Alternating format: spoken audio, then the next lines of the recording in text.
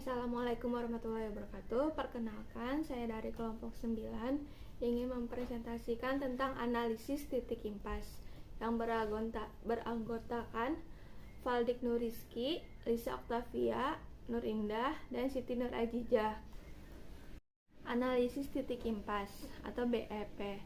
Analisis titik impas atau analisis break-even point diperlukan untuk mengetahui hubungan antara volume produk, volume penjualan, harga jual, biaya produksi, biaya lainnya baik yang bersifat tetap maupun variabel, dan laba atau rugi. Menurut Jumingan tahun 2006 halaman 183-184, analisis titik impas adalah suatu cara yang digunakan oleh pimpinan perusahaan untuk mengetahui atau untuk merencanakan pada volume produksi atau volume penjualan berapakah perusahaan yang bersangkutan tidak memperoleh keuntungan atau tidak menderita kerugian. Tujuan analisis titik impas break-even point analysis atau BEPA adalah analisis untuk menentukan hal-hal sebagai berikut. Yang pertama, menentukan jumlah penjualan minimum yang harus dipertahankan agar perusahaan tidak mengalami kerugian. Jumlah penjualan minimum ini berarti juga jumlah produksi minimum yang harus dibuat. Yang kedua, selanjutnya menentukan jumlah penjualan yang harus dicapai untuk memperoleh laba yang telah direncanakan. Dapat diartikan bahwa tingkat produksi harus ditetapkan untuk memperoleh laba tersebut. Yang ketiga, mengukur dan menjaga agar penjualan tidak lebih kecil dari BEP, sehingga tingkat produksi pun tidak kurang dari BEP.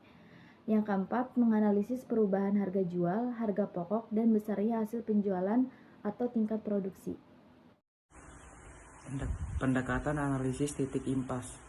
Menurut Bambang Rianto 2001 yang menyatakan bahwa perhitungan break-even point dengan menggunakan rumus aljabar dapat dilakukan dengan dua cara, yaitu 1.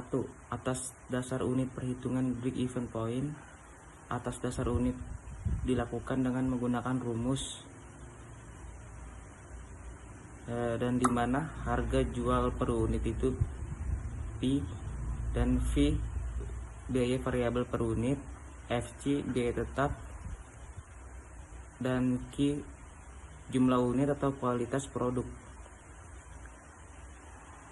Yang kedua, atas dasar sales dalam rupiah perhitungan break even point. Atas dasar sales dalam rupiah dapat dilakukan dengan menggunakan rumus aljabar sebagai berikut. BEP dalam rupiah, rumusnya itu FC per marginal income ratio. Marginal income ratio atau disebut MIR 1 min FC per F. Selanjutnya, yaitu pengaruh analisis titik impas terhadap biaya variabel. Titik impas perusahaan dipengaruhi sejumlah variabel seperti biaya tetap, harga jual per unit, dan biaya variabel per unit. A. Variable cost. Variable cost merupakan jenis biaya yang selalu berubah sesuai dengan perubahan volume penjualan. Perubahan ini tercermin dalam biaya variabel secara total, sehingga dalam pengertian ini variable cost dapat dihitung berdasarkan presentasi tertentu dan penjualan, atau variable cost per unit dikalikan penjualan dalam unit. B.